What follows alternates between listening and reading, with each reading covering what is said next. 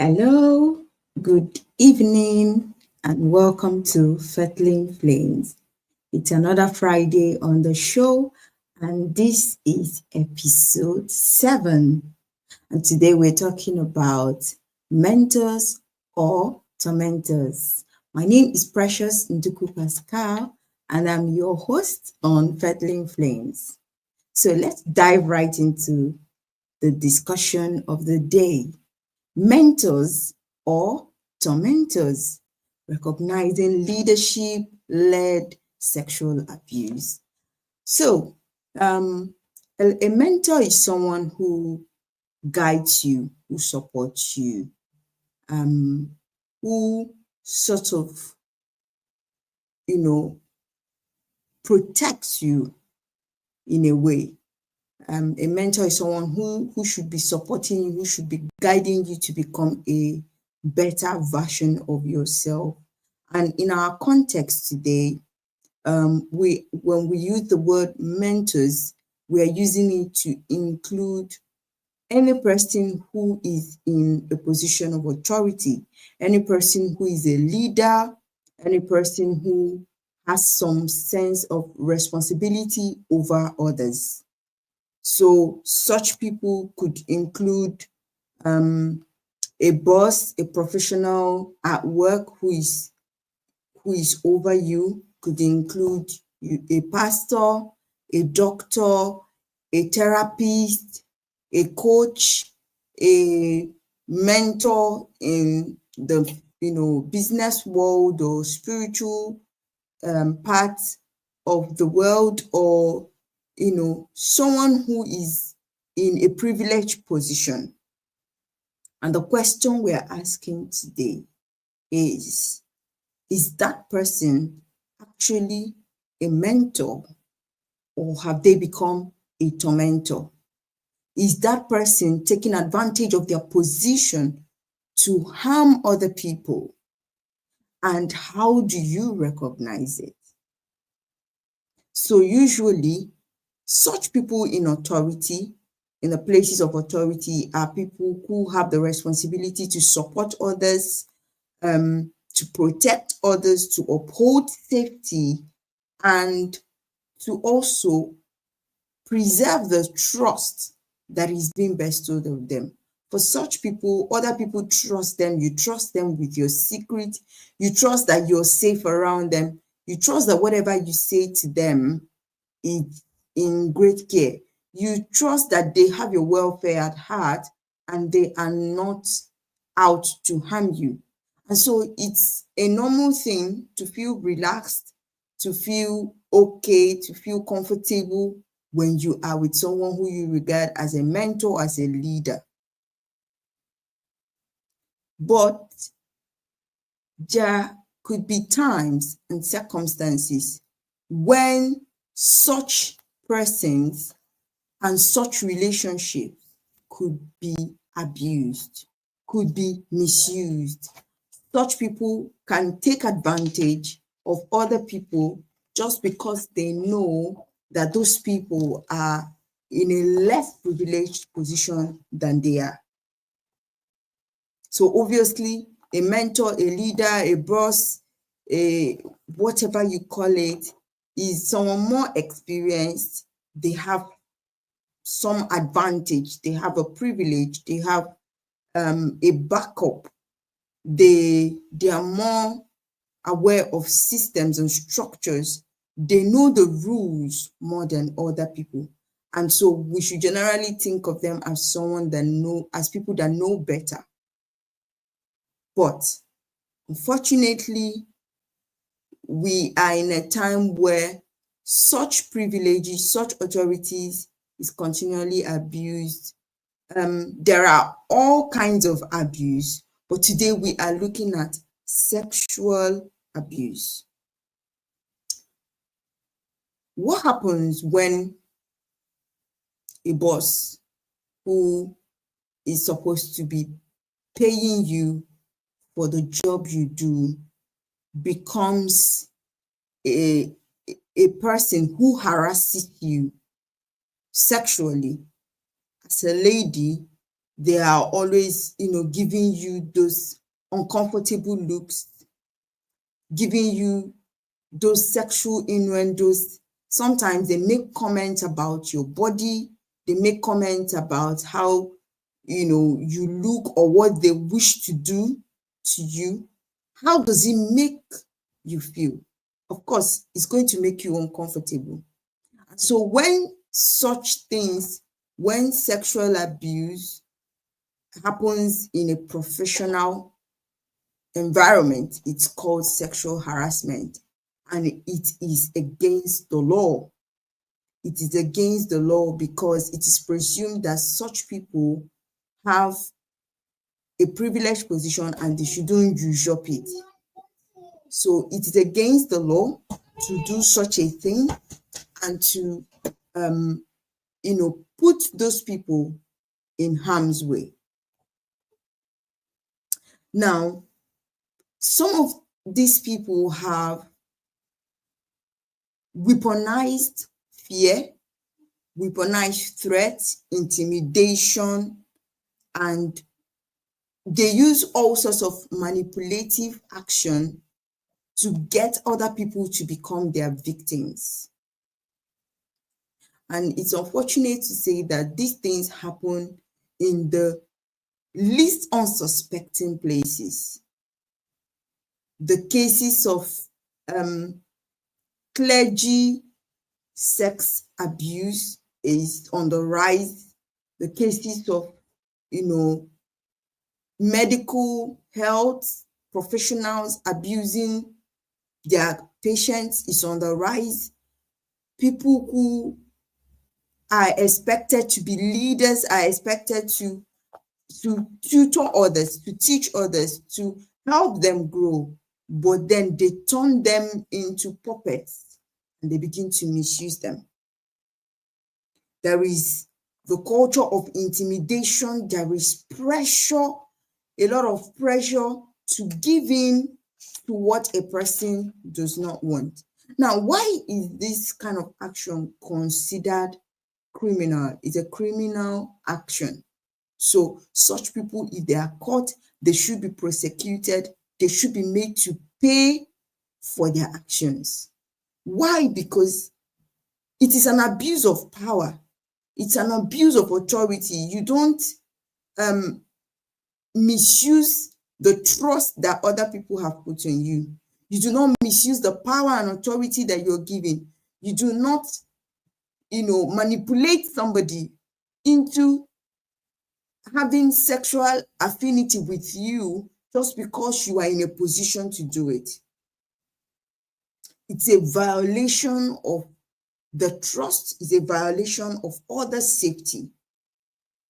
And so such people in a system where things are appropriately done should not go scot-free. However, many times it is not always the case. A lot of them do these things and they escape. And one of the things that sponsor these kind of actions and culture is the concept of silence. Many times people think that if they keep quiet, they would protect themselves. And obviously, because they've been threatened, they feel that being quiet is the alternative. Now, silence can be a killer. Silence can rob you of your safety. Silence can rob you of your protection. Silence can rob you of your freedom when it is used in the wrong place, at the wrong time, in the wrong circumstances. Silence should be used appropriately. There is a reason why you have a voice. And does that mean that because you have a voice, you should go to the public? No. But when we talk about silence, we're talking about silence in the context where a person's life is under threat, where a person is being pressured to do what they do not want to do, and they are unable to speak up in their defense. they're unable to say anything in order to protect themselves, and also because they've been threatened, and so they have something to lose at the end of the day. But the truth is that no amount of silence will make a person who is determined to hurt you sexually stop. They won't stop. As a matter of fact, silence empowers people who have negative sexual intentions. The more you keep quiet, the more you don't say anything, the more you make them feel it is okay. The more you empower them, you make them to believe that they can get you anytime, any day. Now,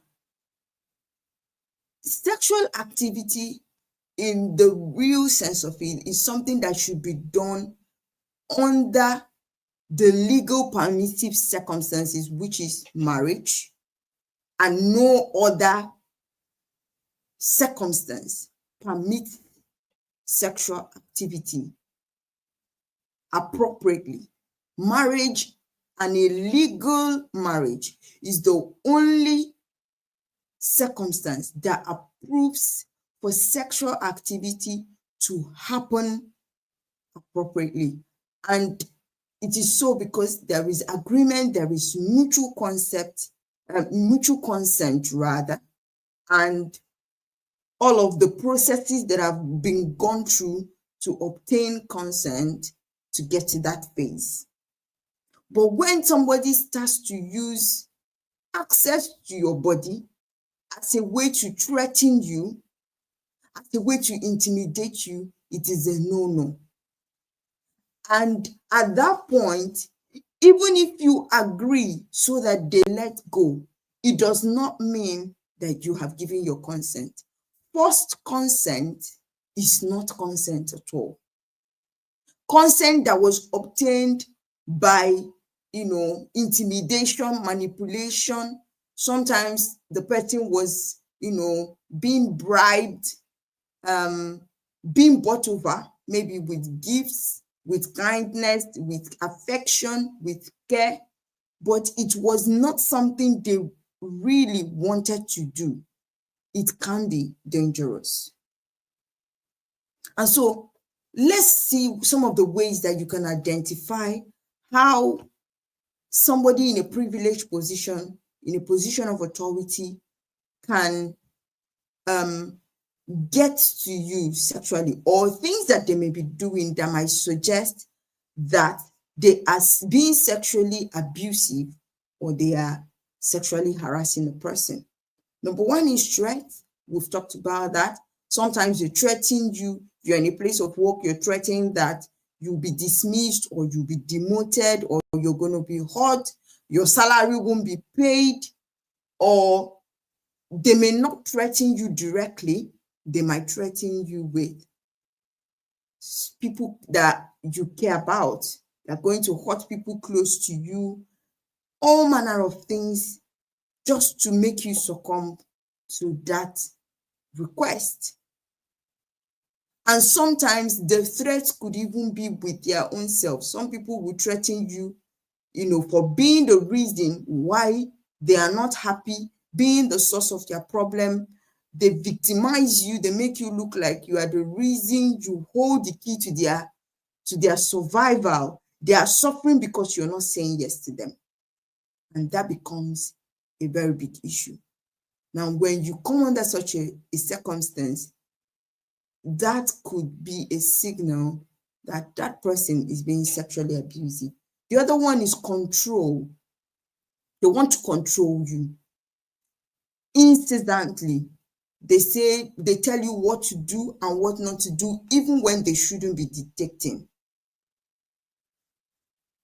You are in a place of work and you are being asked to dress in a certain way, which may not necessarily be the work code of, the dress code of the place of work, but a dressing that appeals to the person because they have something else in mind.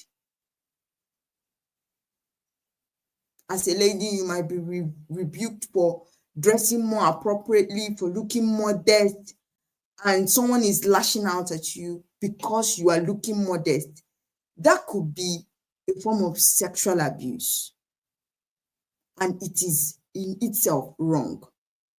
The next one is intimidation, which is close to threat. You're being intimidated, being told that you won't get paid, you won't do this, nobody's going to speak up for you because they have connections. No matter what you do, you won't be saved. No one is going to support you. No one is going to believe you. Many times we hear cases of people who are being threatened by, in quotes, men of God. I do not clearly believe that those people are truly men of God. When a person who is supposed to be a spiritual leader, who is supposed to be nurturing you spiritually, helping you grow, begins to demand access to certain parts of you that are private, it becomes questionable. When they are asking to see certain details about you, they're asking for your pictures, they're asking you to send them pictures of you unclad. They're asking you to affirm them in ways that you do not feel comfortable. Sometimes these people can be very tactical. They do not want to come across as though they are the ones who are interested in you. And so they make it seem like you are the one who is interested in them. So they are insisting that you use certain words, you call them certain names. It is sexual abuse.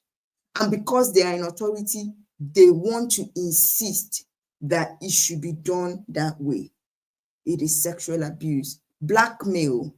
If they have something about you that maybe you're not very proud of, or you do not want to put out there in the public, they could use it against you.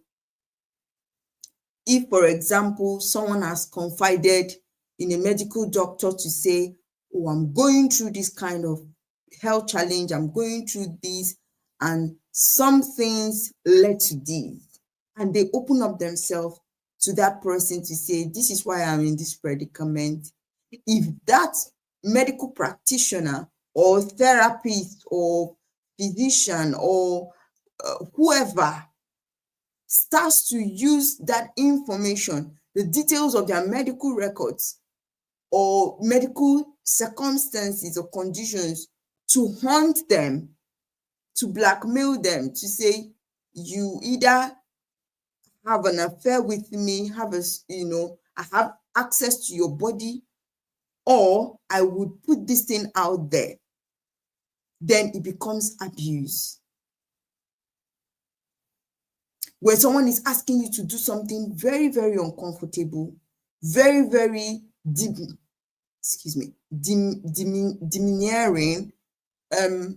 just so that they can get access to you, either to your body physically or to your mind mentally, it becomes sexual abuse. Sometimes there is the use of suggestive words, sexually suggestive words, name calling, cat calling, and all of that. Someone is making weird sounds, regarding, acting towards you in a certain way. Sometimes there is unfair accusation. Someone might be isolating another person, a person in authority, a boss, a pastor, a medical doctor, a leader, a business owner, whoever that is in some superior capacity, is making another person feel attacked. They're accusing them of wrongdoing. Sometimes they set them up to look like they've done something really, really bad in the eyes of others. And all that is just to isolate them, to make them feel lonely, to make others to disbelieve them so that they can have access to them. When such things happen, it is sexual abuse. Other times, there could be imposed secrecy. They chat you up privately, they send certain kind of inappropriate messages, inappropriate videos and pictures. They send it across to you and they insist that nobody must see it. They insist that nobody must know. They ask you to come to certain places at all times of the day, and they insist that you come alone. They insist that you do not tell anyone where you're going to, what you're doing. Then it is enough for you to be suspicious. And just because somebody is being kind, just because someone is admiring you, just because someone is showing some form of care, some form of privilege, giving you some sort of privilege, does not mean that their intentions are truly clean.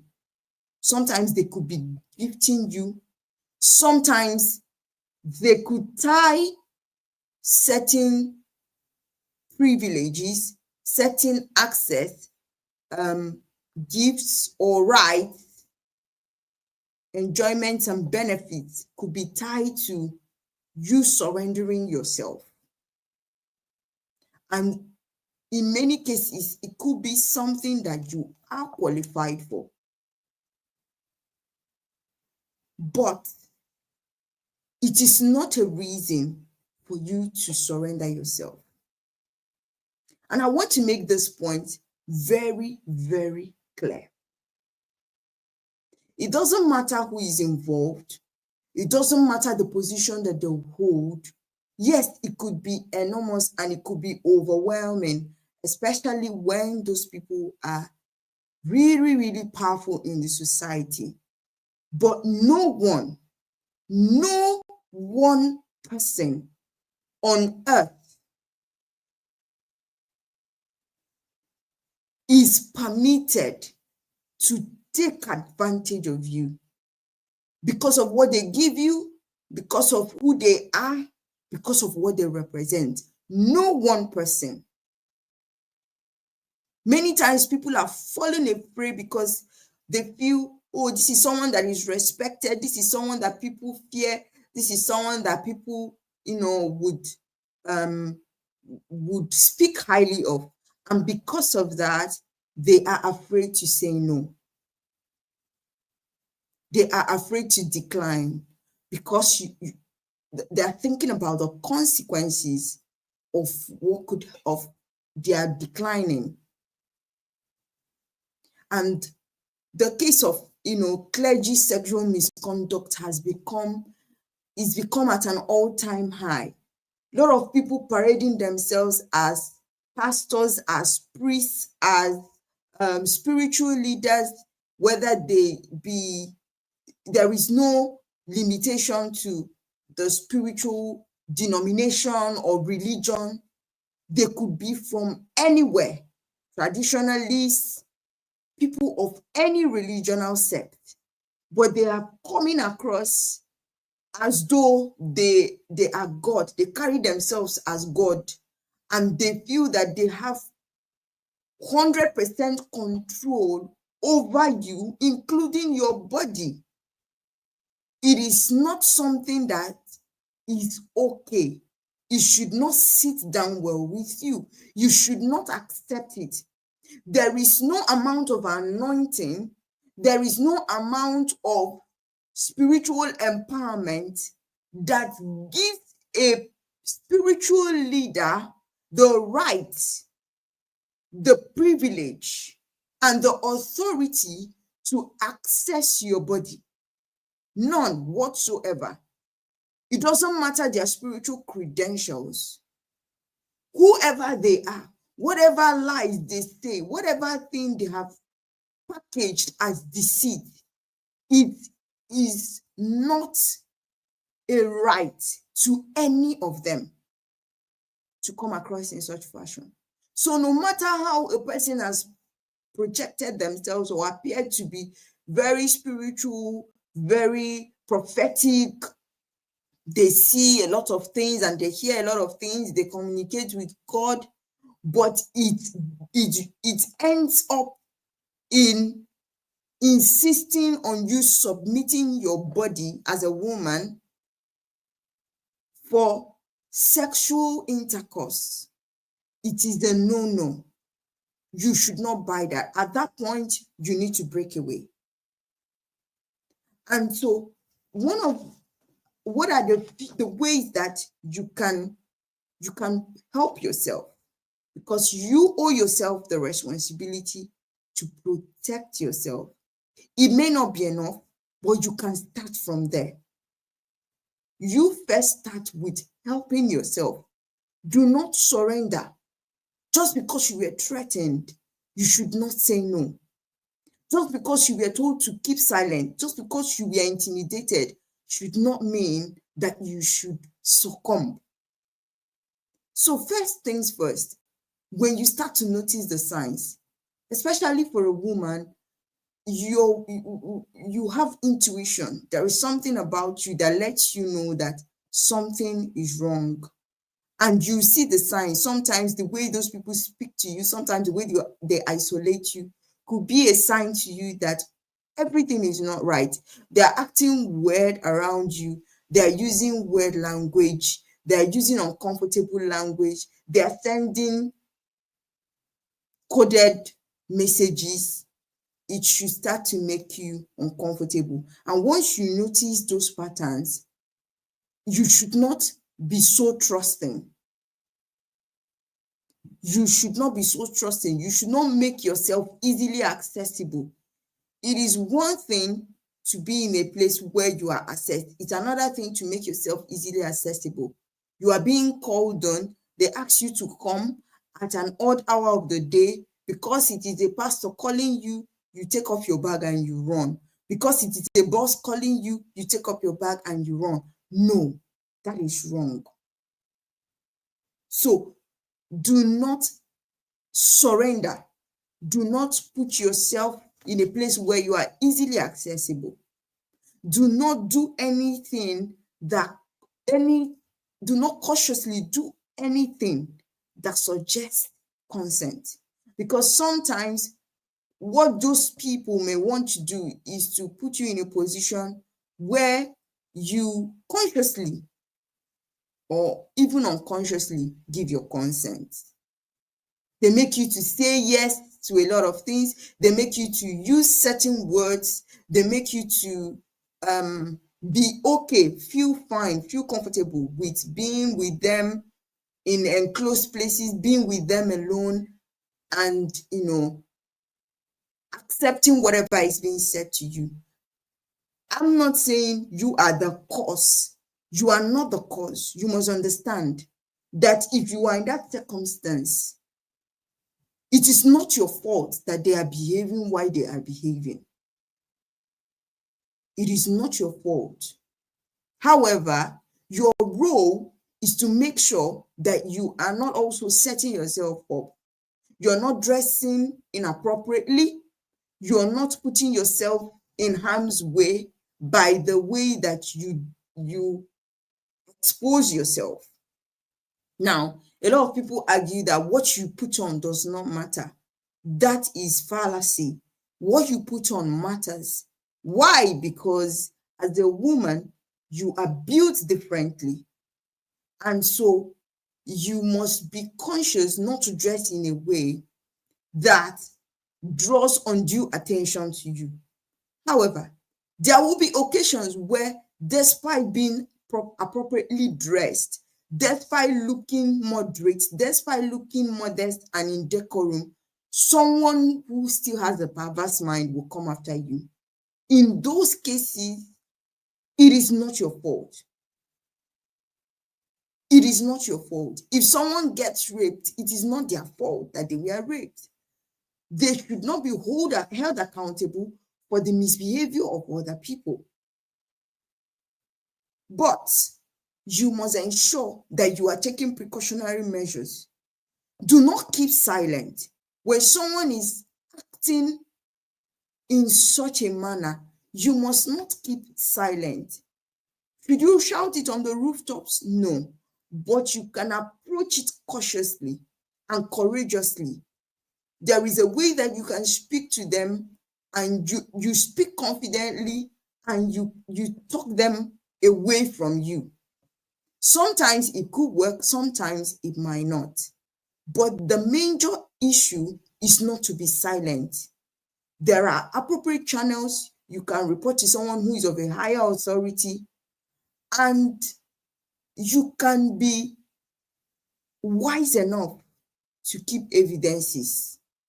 Because in things like this, in issues of sexual harassment, one of the major concerns are evidence. So when you do not have evidence, sometimes it's difficult to believe you. You might be saying the truth, but because there is nothing to show, it might be difficult to prove that they were actually doing what you are alleging that they were doing. So it might be important to keep evidence, be witty, be tactical in your approach. Sometimes you might need to use your phone recording, you might need to have a video evidence or audio evidence of conversations. You might have to have evidences of chats, of things that were done in private that other people didn't have access to. They were not privileged to see or hear. But if you can capture them, it might be necessary for your safety. And in one of our episodes, when we talked about dealing with predators, we talked about things that you could do. If you haven't watched that session, you can go back and watch it, because there are more helpful tips there. So please and please do not act helpless at any point in time. If there is nothing you take away from today's episode, it is that, one, nobody has the legal right or privilege or authority guaranteed to them to sexually abuse, harass, or molest you. Two is that silence is not golden. In this instance, silence can kill. If you keep silent because it happened to you, you might escape and it will happen to another person. It is important that you speak up to the right channels. You may not necessarily go to the social media to broadcast it, but if you speak to the right channels, to the higher authorities, and you have documented evidences, it will be helpful, because you are stopping a ripple effect. Then you might escape, other people may not, and you never know who might fall a victim. And with that being said, we've come to the end of Fettling Flames today. I hope that you've learned a thing or two. And above all, I hope that you will have the wisdom and the knowledge that is required to protect you. Please, if you work in a place, in an organization, you are in a part of a system, make sure that you investigate, find out the laws that guide sexual harassment or abuse in such environments. It will help you to protect you and to ensure that you are safe. Thank you for staying with me. I hope that you have enjoyed this, and I will see you next time. Bye.